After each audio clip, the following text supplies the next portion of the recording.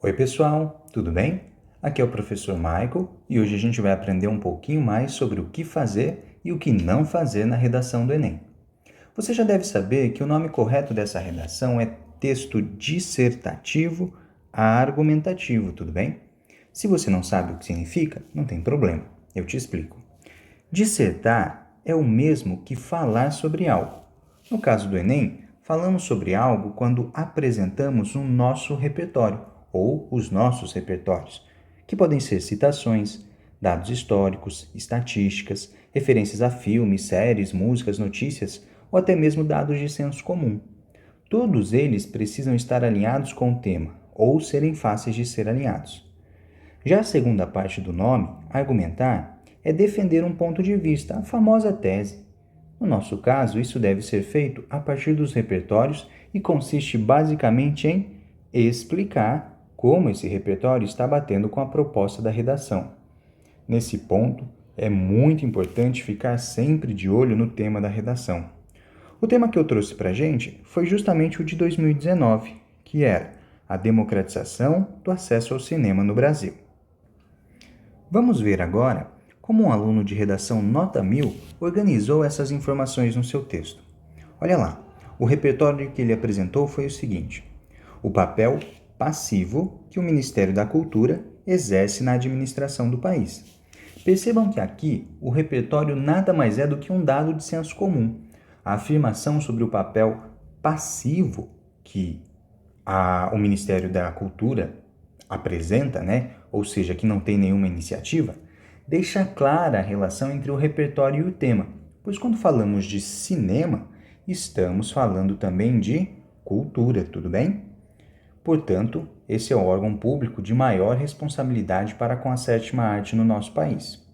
Só que não basta apenas colocar um repertório no texto, é preciso explicá-lo, deixar claro como ele está de acordo com o tema. Vejamos aqui.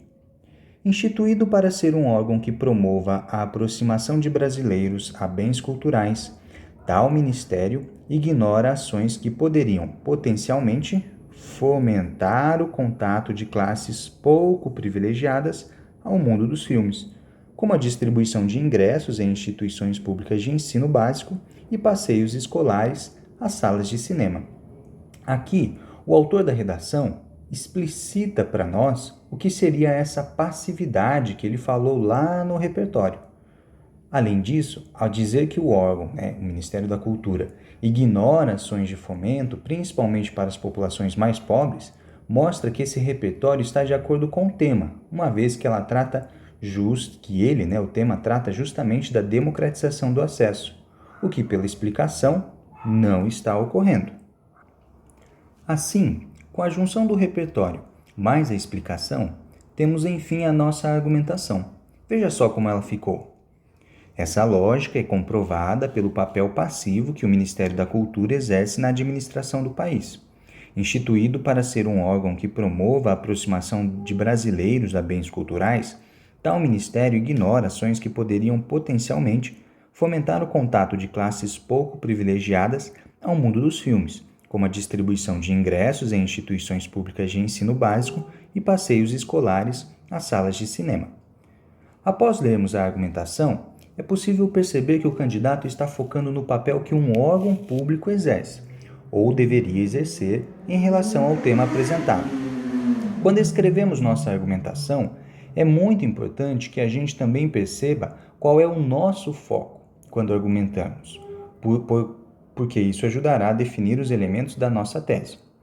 Olha só, nessa redação, o candidato destacou como parte da sua tese, baseado na argumentação dele, a ideia sobre a postura do Estado.